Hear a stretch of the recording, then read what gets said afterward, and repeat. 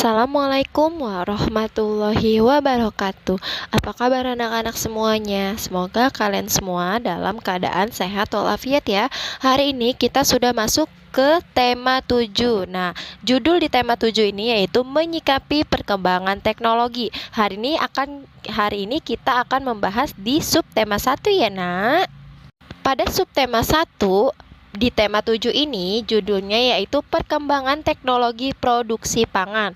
Nah, yang akan kita bahas yaitu pembelajaran 1. Materinya yang pertama, mengenal pola irama pada lagu. Yang kedua, membaca wacana tentang teknologi pangan serta mengidentifikasi ide pokok dari wacana tersebut secara berkelompok. Dan yang ketiga, menentukan cara mengukur luas suatu bangun dalam satuan tidak baku. Untuk lebih jelasnya silahkan kalian buka buku kalian halaman 3 dan kalian perhatikan baik-baik videonya. Anak-anak, pada halaman 3 di sini ada sebuah lagu yang berjudul Petani. Nah, lagu Petani ini memiliki birama 4/4. Untuk lebih jelasnya coba kalian perhatikan baik-baik lagunya ya.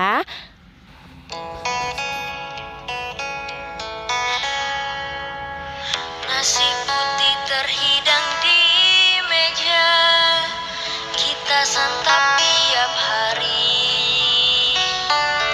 Beraneka ragam hasil bumi, dari manakah datangnya? Dari sawah dan ladang di sana, petanilah penanamnya. Panas terik tak dirasa, hujan rintik tak mengapa, masyarakat butuh bahan pangan. Terima kasih Bapak Tani, terima kasih Ibu Tani, tugas Anda sungguh mulia.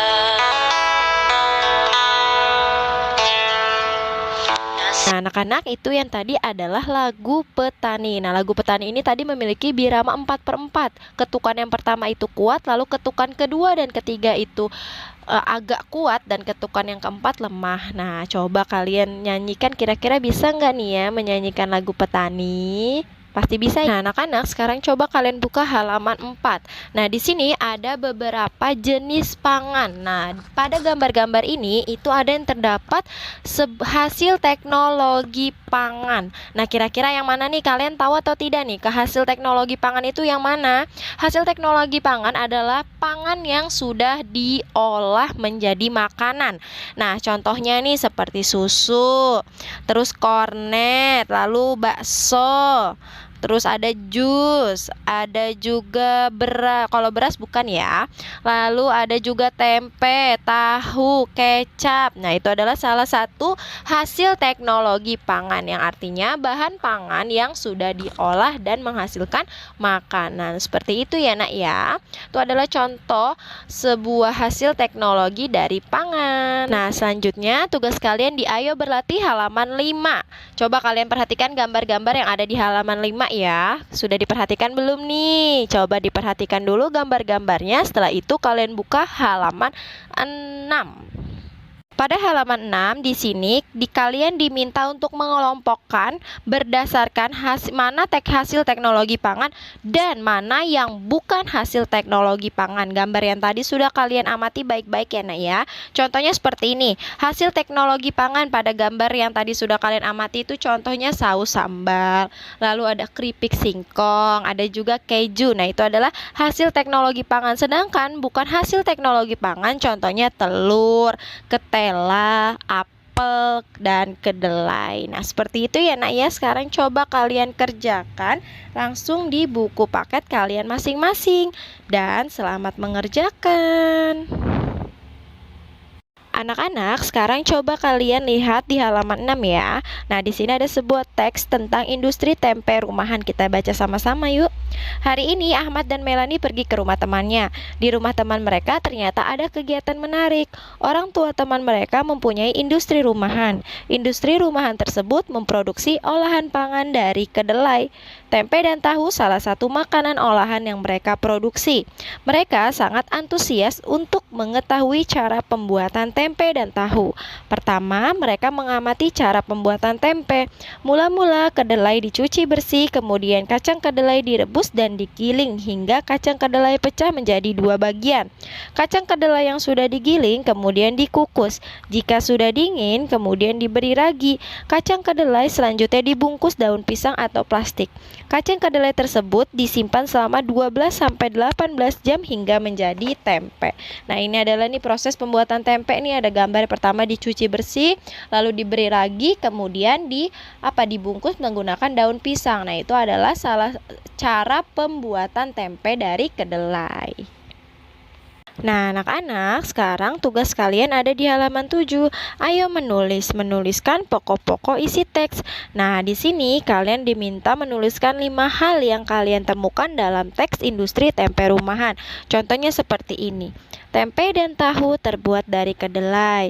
Lalu, sebelum kedelai menjadi tempe, kedelai yang sudah dicuci diberi ragi. Lalu setelah itu boleh juga seperti ini. Kedelai yang sudah dicuci bersih dan diberi ragi akan dibungkus menggunakan apa? Menggunakan daun pisang.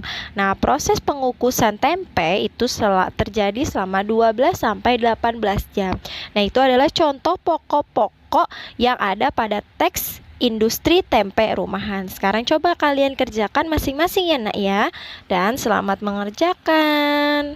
Anak-anak, kalian pasti pernah lihat bentuk-bentuk tempe kan nih. Nah, bentuk tempe ini persegi panjang, tetapi ada juga tempe yang dibuat seperti bangun segitiga dan lingkaran.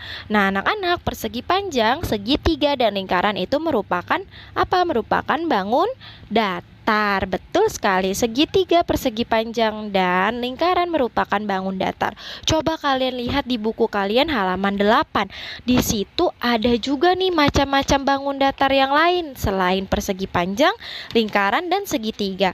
Coba kira-kira kalian bisa tidak ya menyebutkannya nih, ada bangun apa aja di halaman 8? Yang pertama nih, bangun apa namanya ya?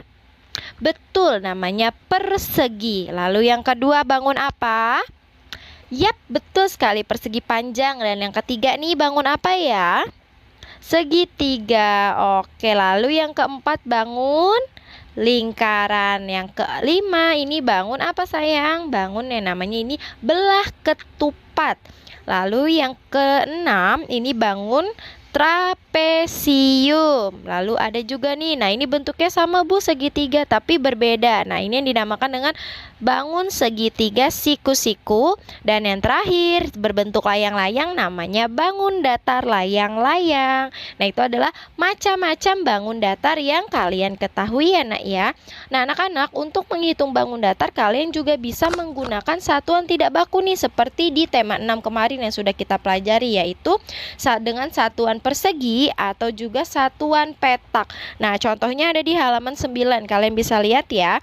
Itu adalah contoh menghitung luas dengan satuan tidak baku. Bisa menggunakan satuan petak atau satuan persegi atau persegi satuan. Nah, seperti itu ya anak-anak. Mungkin cukup sekian penjelasan Ibu hari ini. Kurang lebihnya Ibu mohon maaf dan Ibu ucapkan terima kasih. Wassalamualaikum warahmatullahi wabarakatuh. Jangan lupa anak-anak tetap semangat ya belajarnya.